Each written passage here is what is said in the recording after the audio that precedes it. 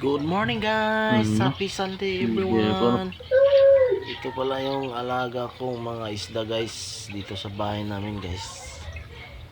Oh, tingnan nyo guys, malaki na. Pwede na itong ulamin guys. Pag walang ulam. Oh, wala to ng stress guys. Pag na-stress ka, tingin ka lang dito guys.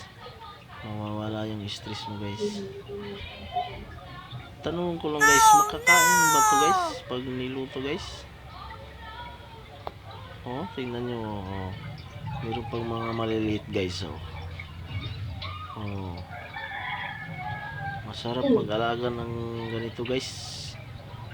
Magandang tingnan, lalo na pag malinaw yung tubig guys. Kung gusto niyo yan guys, PM lang guys. Ito ko yung ibibigay guys.